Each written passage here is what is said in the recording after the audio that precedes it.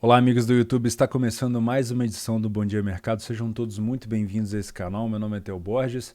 Vou fazer aqui junto com vocês o meu planejamento pessoal para essa quinta-feira, dia 3 de março. Também comentar um pouco do trabalho nessa quarta-feira, dia 2.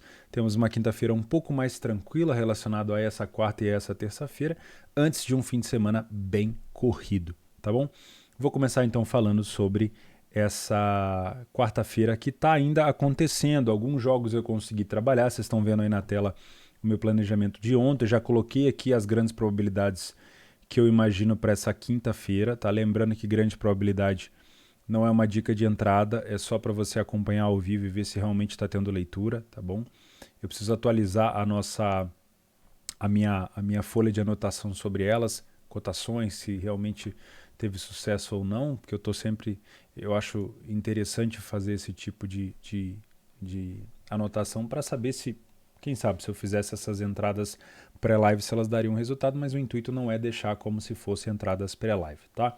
O que a gente tinha para essa quinta-feira, dos jogos que eu separei, eu não consegui trabalhar todos, tá? O Rangers era o único time que eu separei para trabalhar um back. Eu não consegui fazer os jogos a partir do final, ali próximo das 17 horas, eu não consegui acompanhar o início dos jogos. Então, Sporting Porto, primeiro tempo, Fiorentina Juventus, primeiro tempo, Rangers, primeiro tempo, eu não consegui fazer, tá? Por conta da obra aqui, teve alguns materiais que chegaram, geralmente esses materiais são entregues no fim do dia, e eu tive que ali receber, conferir, enfim, ver se está tudo certinho. Com isso, o que eu acabei fazendo? Eu me foquei na DFB Pokal, que foi a Copa da Alemanha, que foram esses jogos aqui, principalmente os dois primeiros, tá? Que eram jogos que eu tinha uma expectativa muito boa para gols. Vocês devem ter se lembrado que eu comentei que dos três, eu estava muito mais inclinado a trabalhar gols nos dois primeiros, e Bochum e Freiburg era um jogo um pouco mais truncado.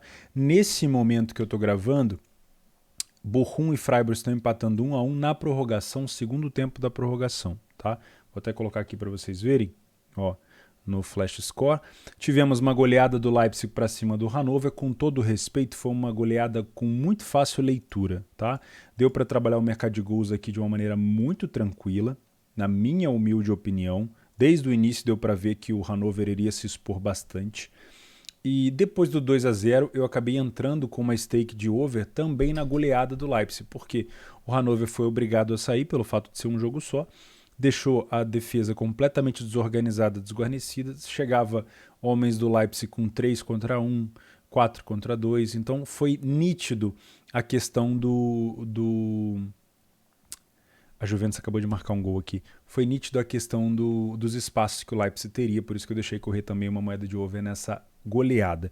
O jogo do Karlsruhe com o Hamburgo também foi muito bom, né? O time do Karlsruhe deu muito trabalho, abriu 2-0, o Hamburgo conseguiu empatar no finalzinho, estava com um homem a mais o Hamburgo, teve um penal perdido, foi para prorrogação, nada de gols e no final, nos penais, o Hamburgo acabou passando. Então nós temos até o momento União Berlim, que passou pelo São Paulo, o Hamburgo, que passou pelo Karlsruhe, o Leipzig goleou o Hannover, o Leipzig, que na minha opinião é um dos grandes favoritos a esse título da Copa da Alemanha, e entre Bochum e Freiburg que estão definindo agora qual será o último classificado, tá bom?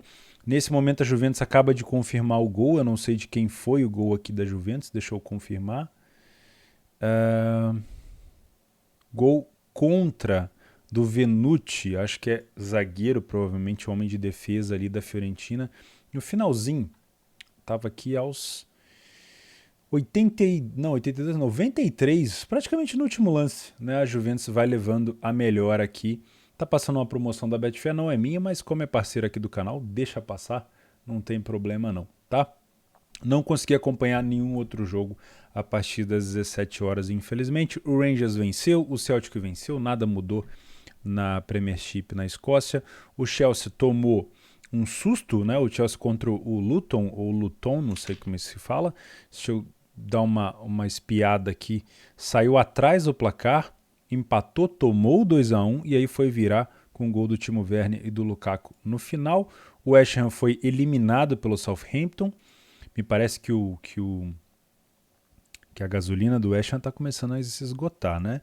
E o Liverpool vai vencendo o Norwich por 2-1, estava 2-0, acabou de fazer um gol aqui o time do Norwich. Bom, é isso. Do que eu consegui acompanhar, no dia de hoje, apesar de ter sido um dia com bastante jogos, foi um dia mais corrido para mim, mas foi um dia lucrativo. Eu trabalhei basicamente mercado de gols no jogo do Hamburgo e no jogo do Hannover, com a goleada também do Leipzig, e também coloquei, obviamente, tinha ali uma posição para caso de recuperação de resultado do Hamburgo, caso o Hamburgo virasse o jogo, eu estava muito bem posicionado. Cheguei a colocar uma moeda no overlimit também do Hannover e Leipzig lá no finalzinho, mas o juiz não deu muito acréscimo. Enfim, gastei um pouco do lucro, mas foi um dia bom para mim, apesar de eu ter trabalhado pouco. Seguimos gripado, tá? Vamos então para o nosso planejamento dessa quinta-feira, que é, como eu falei para vocês, uma quinta-feira de poucos jogos, tá? A Copa do Brasil, um jogo da Copa do Rei, interessante na minha opinião, Betis e Raio Vallecano. Na FA Cup nós temos o Everton.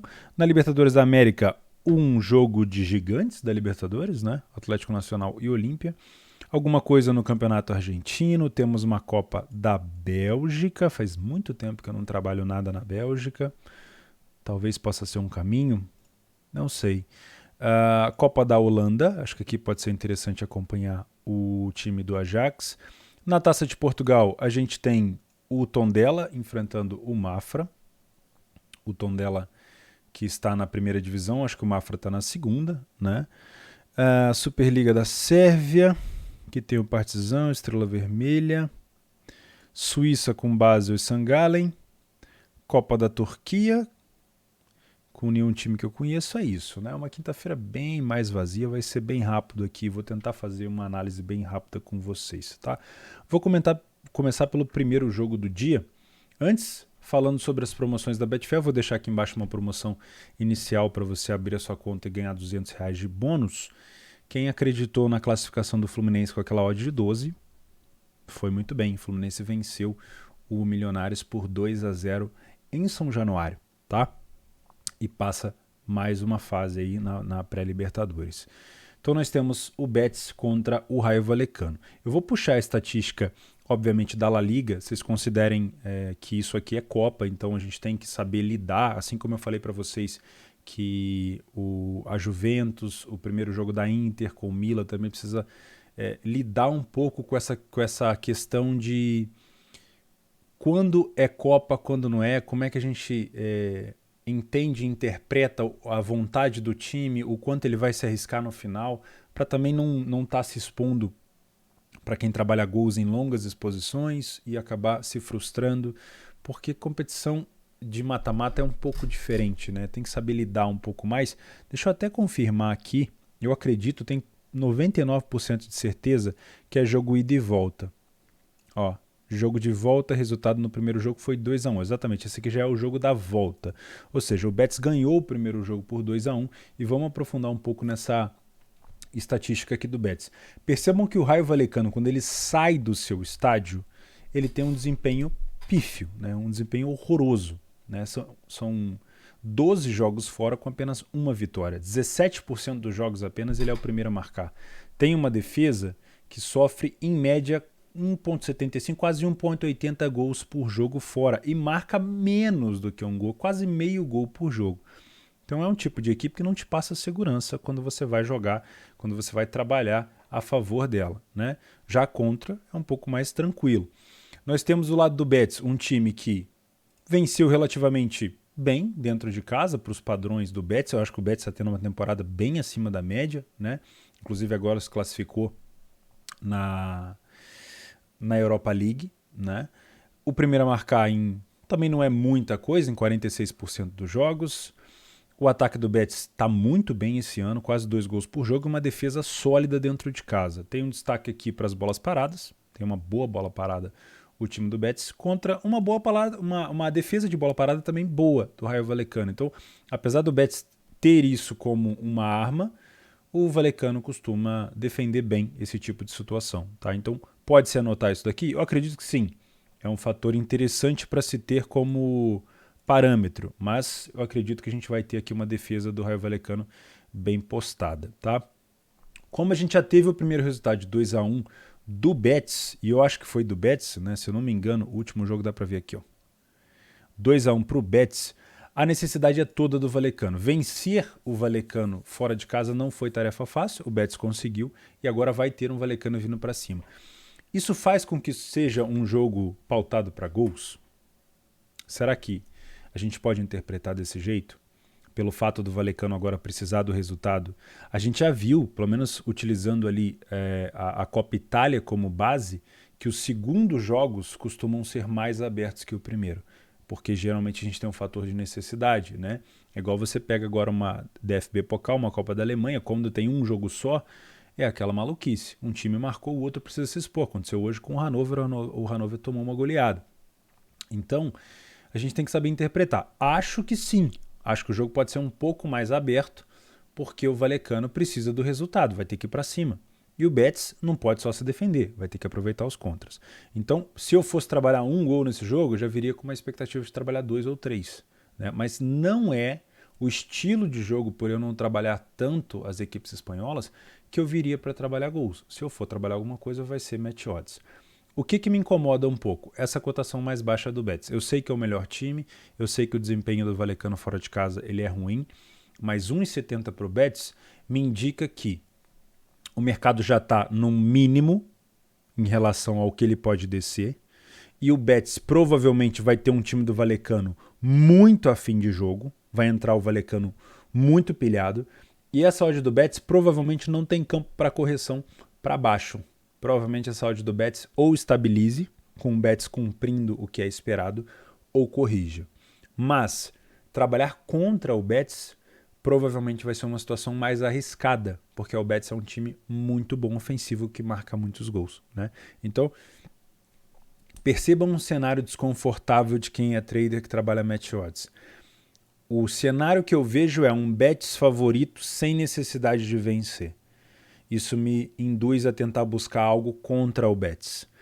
Contra o Betis, eu estaria contra o melhor ataque e contra um time que pode me ferir com gols a qualquer momento, porque o time que, entre aspas, eu estou a favor, que é o Vallecano, se eu estou contra o Betis, entre aspas, eu estou a favor do Vallecano também, tem uma defesa ruim. Então, não é um cenário bom, entendeu? O melhor cenário, que seria um sonho, seria o Betis favorito começar massacrando um back Betis e um gol do Betis logo no início, fechou o mercado e vai embora. Mas a gente não trabalha com cenários perfeitos, tá? Então, inicialmente, apesar de eu acreditar que o Betis não precisa vencer e que o Betis não deve se expor, que a pilha inicial vai ser do Vallecano, eu prefiro esperar o jogo começar para ver como o mercado vai se comportar com essa odd do Betis. Se ele vai estar crente demais no Betis, crente que eu falo na camisa, né? Se vai acreditar demais no Betis e mesmo que o Vallecano comece melhor, essa odd segure, porque não adianta nada. Se eu estou querendo mexer o mercado sozinho, eu não vou conseguir fazer. Né? O mercado move à medida que as massas tentam mover o mercado. Se está todo mundo vendo que o Betis está sendo prejudicado na defesa, que o Betis está sendo atacado com constância, as pessoas vão começar a perder a confiança no Betis, vão fazer esse mercado subir. Se só eu estou vendo um espaço entre a zaga e o lateral esquerdo que o Raio Vallecano vai poder aproveitar para ir no fundo, para cruzar, e aí eu já estou imaginando um gol, cara, eu estou vendo muito além e sozinho eu não vou fazer o mercado do Betis subir. Tá bom? Então, ou eu acompanho uma manada, né, que o Betis comece muito mal, ou então eu espero para ver o que vai acontecer no jogo para tomar alguma decisão. Tá? Mas inicialmente eu venho para trabalhar match odds. Tá bom? Eu sei que às vezes fica pensando, por que esse cara para falar tanto de um cenário? Por que ele não fala logo que vai fazer match odds? Porque eu tento passar para vocês qual é a sensação que eu tenho nesse tipo de cotação, nesse tipo de jogo, para poder interpretar o mercado na hora de trabalho. Tá? Se fosse tão simples assim, ó, vou trabalhar match odds, bora. Tava todo mundo ganhando dinheiro. Tá? Então, o que deu certo para mim é dar um passo à frente, ou dar 2, ou dar 3 passos à frente dos seus concorrentes, né? Que no caso a gente trabalha no exchange, né? Somos concorrentes. É se aprofundar um pouco mais no mercado, na movimentação, o que pode mexer, aquela análise um pouco mais qualitativa, tá bom? Outra coisa que nós temos aqui na FA Cup é o Everton. Eu acho que isso aqui é jogo único, né? O Everton provavelmente deve passar. Eu não sei de qual divisão que é o Boreham Wood. Deixa eu fazer essa pesquisa aqui junto com vocês. é um clube de futebol baseado na cidade de Boreham Wood, né? E foi fundado em 1948 e alcançou a segunda eliminatória da FA Cup por 2 vezes na história. Tá? Ou seja, é um time bem pequenininho, provavelmente, deixa eu dar uma olhada aqui, ó, divisão. Ele tá na National League, tá? A National League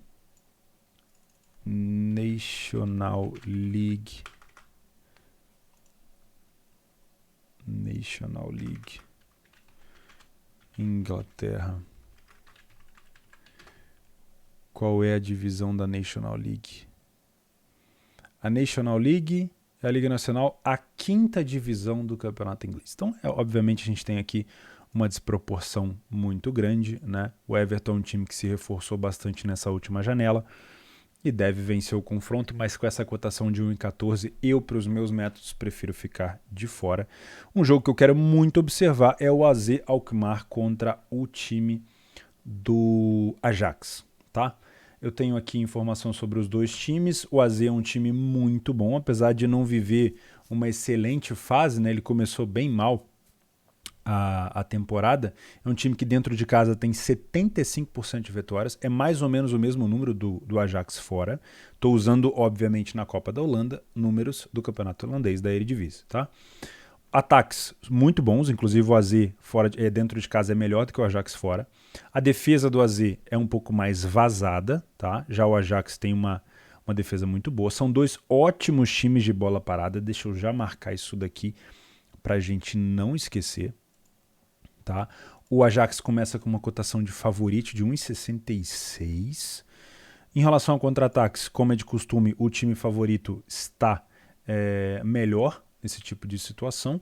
A gente tem um jogo, como a gente tem boas defesas, e eu, no caso, prefiro defesas ruins e ataques mais ou menos do que excelentes ataques e defesas boas. Aqui a gente tem uma defesa excelente do Ajax contra uma defesa relativamente boa do AZ e bons ataques. Então, assim, eu trabalho com uma ideia de vir trabalhar gols, tá? Por desconhecer algumas características mais avançadas do AZ. O Ajax a gente está acostumado a ver mais na Champions, né? Acabou de jogar contra o Benfica. Aqui a gente tem uma incidência boa de gols no finalzinho, mas a gente tem que lembrar que é Copa. Deixa eu tirar uma dúvida aqui.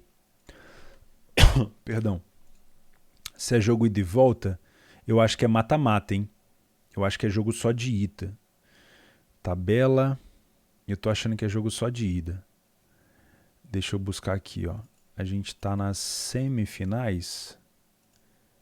É as semifinais. O outro jogo foi PSV e Eagles. O PSV venceu hoje, quarta-feira. É isso mesmo. E o jogo do Ajax com a AZ Alkmaar vai ser um jogo só. Então eu acho que dá para vir buscar o mercado de gols aqui, viu? São 2 ataques muito bons. Seria muito arriscado, na minha opinião, vir trabalhar match odds, principalmente porque o campeonato holandês costuma ter um pouco mais de delay, tá? Então eu venho para trabalhar o mercado de gols aqui. Os últimos jogos do AZ, deixa eu ver como é que foram. 2-1, 2-1, 4-1, 4-0, 2-1. Uma média aqui de 3 gols por jogo, né? E o Ajax, 2-1, 2-2, 1-0, 5-0, 5-0, também uma média muito boa. Das últimas vezes que se enfrentaram, o AZ levou a melhor em uma, o Ajax em outra, em outra, em outra e um Ajax. 3 vitórias do Ajax e 1 vitória do AZ, gols para todo lado e nenhum empate, tá bom? O último jogo do dia, pelo menos para mim, relacionado ao horário da tarde, é Tondela e Mafra, aqui um time de primeira contra a segunda divisão.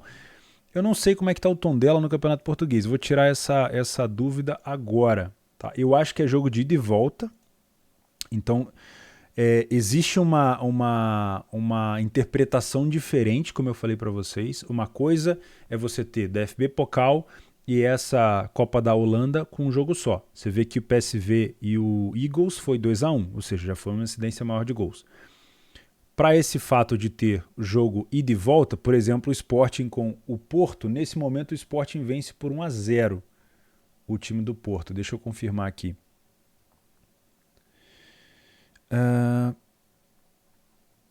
Exatamente, ou seja, é um jogo um pouco mais truncado, que é o que eu espero aqui para um possível Tondela e Mafra. O Tondela, Deixa eu puxar o PDF de apoio aqui que fica mais fácil. Tem aqui, ó. Enquanto isso eu vou olhando qual é a posição do Tondela na classificação aqui da Primeira Liga de Portugal, hoje chamada de Liga Bwin. O Tondela é o 16º colocado. Então nós temos um Tondela numa fase ruim.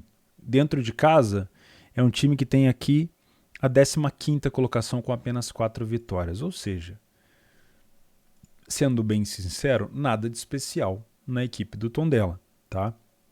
Mas deixa eu dar uma olhada no Mafra. Vocês estão só vendo o PDF aí porque eu estou vendo na outra tela aqui, tá? Na Segunda Liga de Portugal, o Mafra é o 8º colocado. Espero que eu esteja falando o nome certo.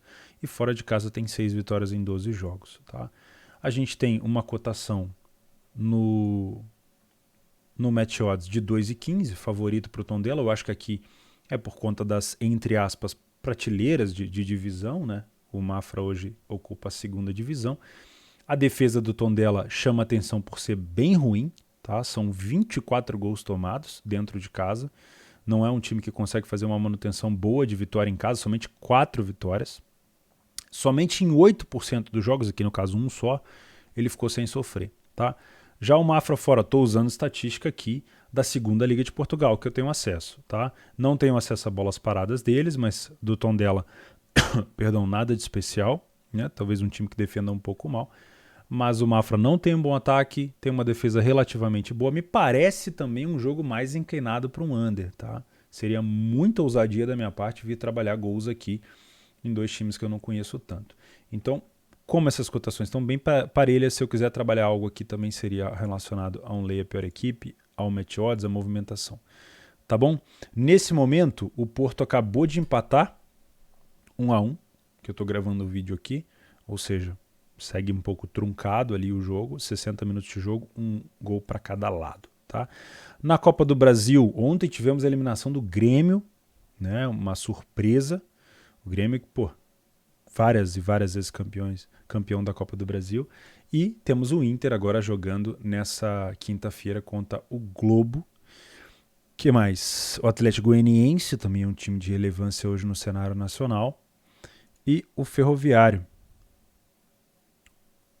que não tem assim tanta relevância, com todo respeito, falando dos times da primeira divisão. E esse jogo aqui, para quem gosta de ficar acordado, eu particularmente não consigo, tá? Ontem eu tentei assistir o jogo do Fluminense para trabalhar, assisti os primeiros 20 minutos e o jogo estava bom, mas eu já estava caindo de sono, eu acordo 5h30, então não é um tipo de jogo que eu consigo fazer. Mas se por algum destino, né, alguma coisa do destino eu ficar acordado, certamente eu venho para trabalhar algo relacionado aqui a match odds por desconhecer muitos times para falar alguma coisa para gols, tá? Eu não sei se isso aqui é o jogo da volta.